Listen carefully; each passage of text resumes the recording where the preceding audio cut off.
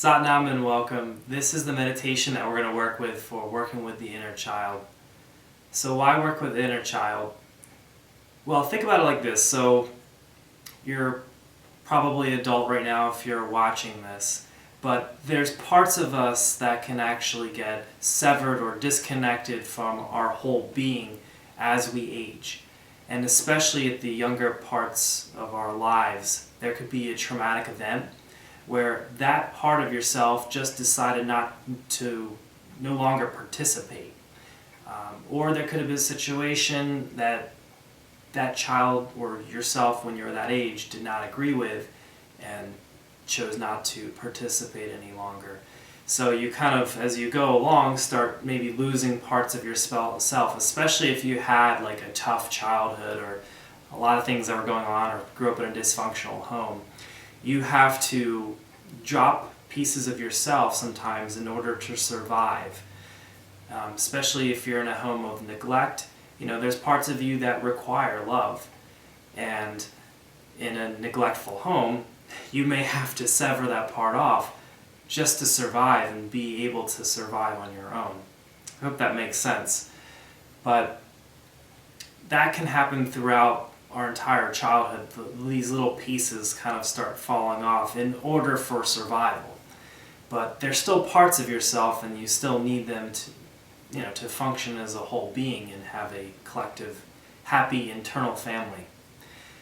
And the children that you leave behind may have so many tremendous lessons for you to learn and also help you live a much fuller life in adulthood.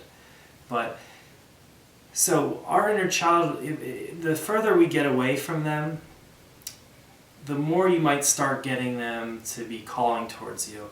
And it could be as simple as feeling really disconnected from yourself, to other times you could just be randomly like in a grocery store or driving and you just get this sensation of something from the past. It could be a street, it could be a classroom, it could be a smell, it could be something some favorite food. But the important thing is when it happens, sometimes that's just a subtle communication back to you. It might not be specifically about that street or that classroom or that food, but about that age that meant something to you. So if that ever happens to you, try to pay attention and ask yourself, what was that age? And then try to dig deeper about why are you trying to communicate with me? And try to sit down with that and discover that on your own. But it's really important so now at this point of your life, to go back and reintegrate and collect those pieces of yourself that may have fell off in order to live that fuller life. The important thing though to know with doing inner child work, and I think especially this might be difficult or hard to understand for guys at least, is guys, we're all very logical and 1 + 1 = 2, but children aren't so logical. And you may come to find that there was an event that happened that you as an adult are like, why is that such a big deal? Or why did that hurt you?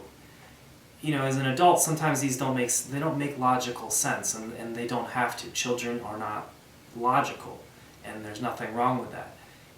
So what's important is you sit with them, sit with yourself, and discover what the issue was, and not have any kind of judgment, and just try to come to an understanding. And then you yourself will be able to integrate that part of yourself back into your life. But it's still not a whole magical thing where everything's assimilated. You'll have children that will come back into you, but you still have like an inner family going on.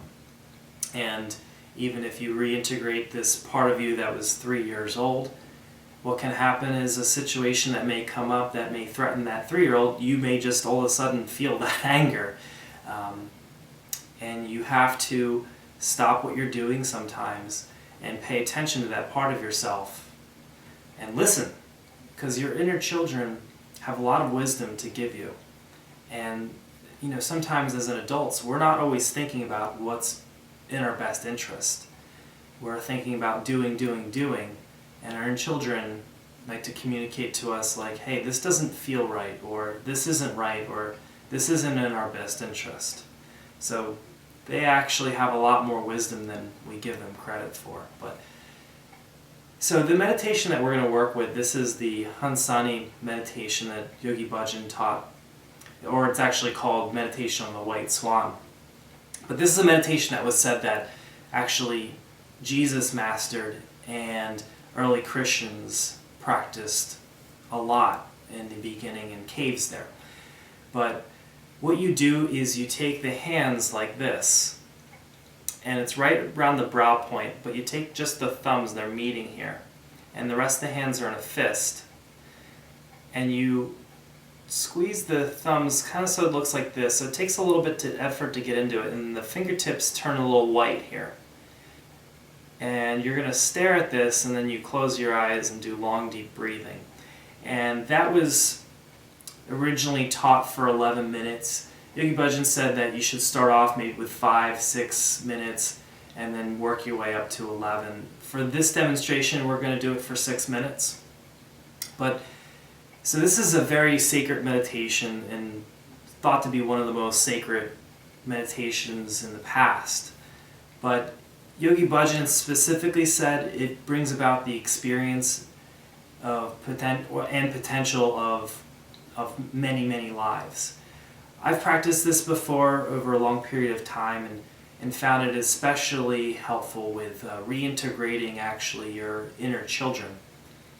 And one thing to note about that is, so the mystical Jesus or mystical Jesus's teachings taught that the way to the path to heaven is through the child and the innocence of the child. So we're going to start off with a meditation. So if you want to take the hands and take them like this, and this is about 6 to 8 inches away from your head, but take the thumbs and bring them together, and then you kind of squeeze it. So you try to get that whole bottom part of the thumb in here, and bring this at the brow,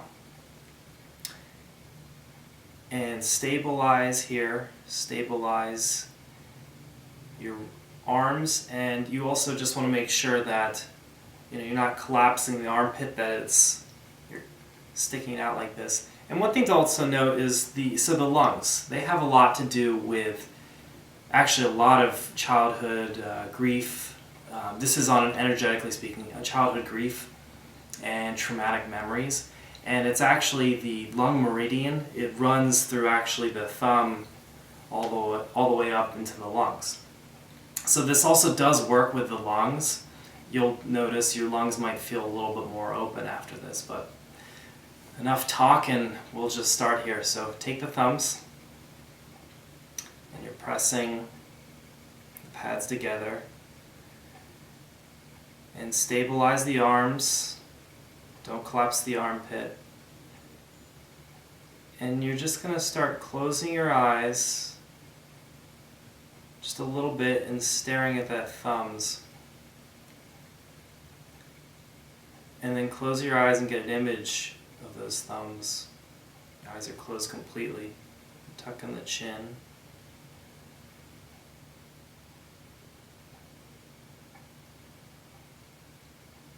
And you're going to do long, deep breathing here. Inhaling Sat and exhaling Nam.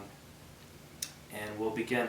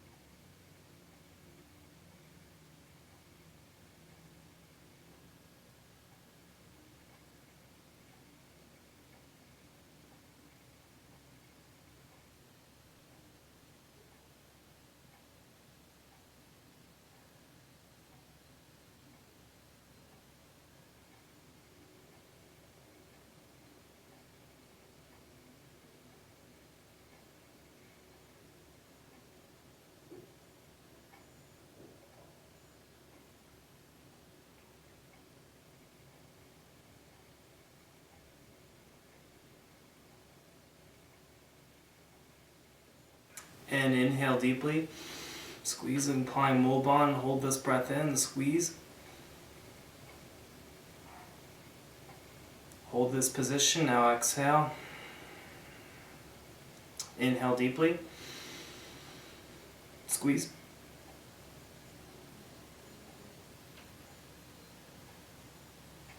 Hold this position, now exhale.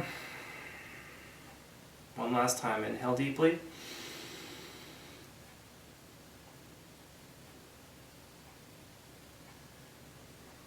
Then exhale. And slowly lower the arms down into Gyan Mudra. And inhale. And exhale. So that can be a nice little meditation to do.